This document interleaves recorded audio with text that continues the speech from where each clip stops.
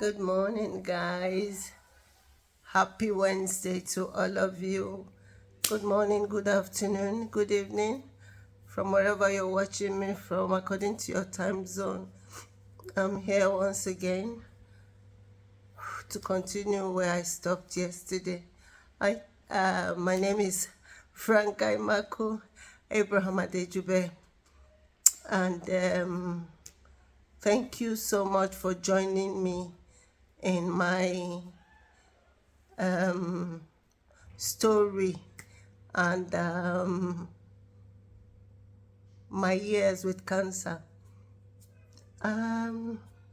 Where did I stopped yesterday where I had my first daughter, and after my daughter came, the um, the knob I had in my neck, the swollen thyroid gland, after my baby was born, how it disappeared. I didn't have to do anything about it. I didn't see any doctor. It just disappeared by itself. And life continued. And I even went back to Nigeria and saw that same doctor, and he said, okay, since did I get to treat it? I said no. And he said, okay, since it went by itself, maybe it's not as bad as we thought. So life continued, like I said, and I was raising my child, and a year after, I took in for my second child, and lo and behold, the knob came back. Same spot, just as small as it was the first time. And I didn't bother about it this time. And all this while, I didn't tell my husband. I didn't tell anybody. I didn't discuss it because I felt it wasn't necessary. And that's careless. That's careless. As women, we have to be very observant of our bodies. Not just women, as human beings, we have to be very observant of our bodies. We have to take note of every little change, because just a little spot in your skin being just a little off spot in your skin might be a signal to a very serious ailment that you don't know. So don't take anything for granted. Like I said, I took the knob for granted when it came the second time, when I was pregnant with my second baby. I just left it. I didn't bother about it. I went through the pregnancy normally. And then after 9 months, I had my baby again. And everything continued as usual. It disappeared again. And at this time, I had gained a lot of weight.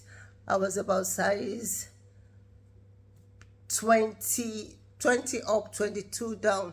For those that know me from maybe secondary school, commandos, I halo. From those that know me from secondary school and my early life, you know how much I gather downstairs. So I was 22 down and 20 up at this stage, very big. And I did everything to lose weight, but it wasn't working. At some point, I was going to the gym 7 days a week. When I'm going to work, my gym bag is in the car. From work straight, I go to gym. From gym home, back to work, back to gym. I was running my life like that. And don't forget, this time I had 2 children as well. So, and let me chip in this as well. Women, when you start having kids, learn not to overdo things. Nobody is a superwoman.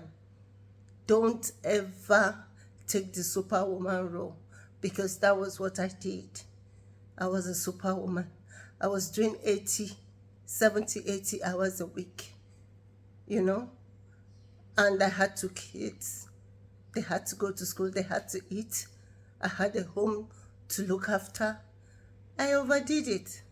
But I didn't know then because I didn't know better, you know.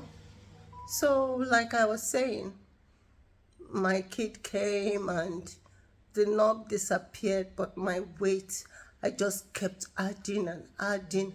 I became so big, you know. I went to the gym, it didn't work. I did a lot of therapies, they didn't work. So I just left it and I just learned to carry my body the way it is, and I just learned to enjoy my body big, you know. So we carried on, and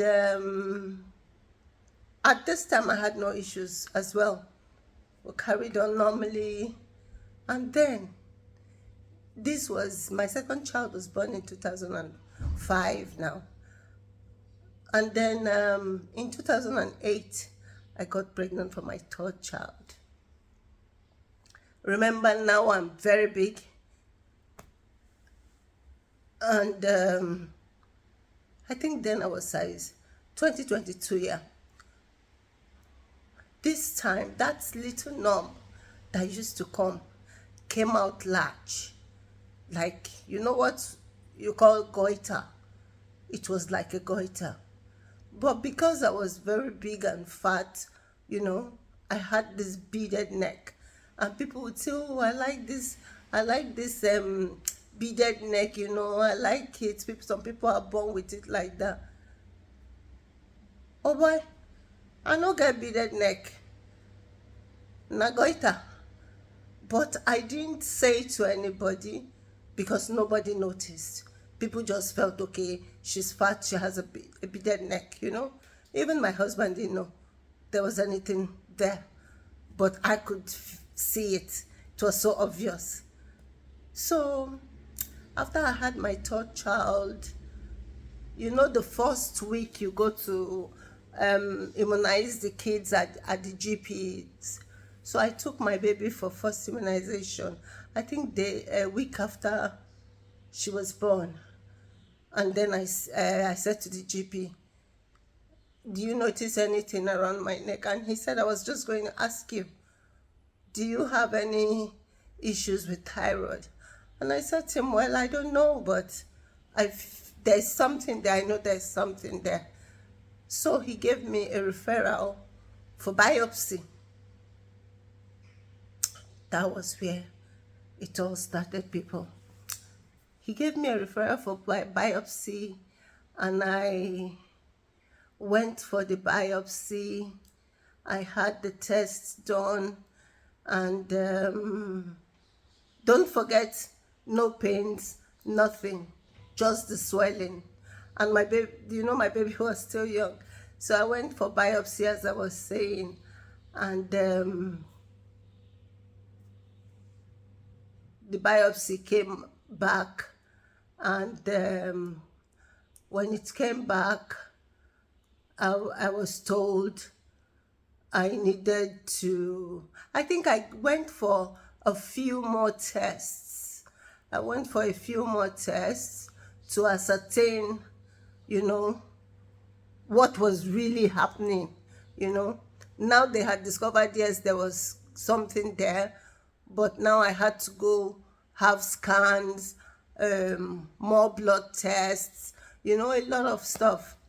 So I went through all that, and don't forget, all this while, my child is just months old, you know, she wasn't 1 yet.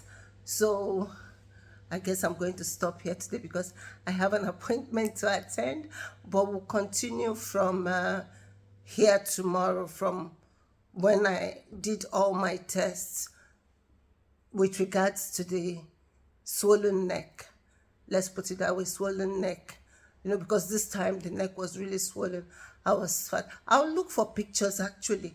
I think I'll try to see if I can get some pictures so you have an idea of what I'm talking about. So we'll stop here for today. Please pardon me. I want to say thank you for watching, for following me. Thank you to my schoolmates. I appreciate you, commandos.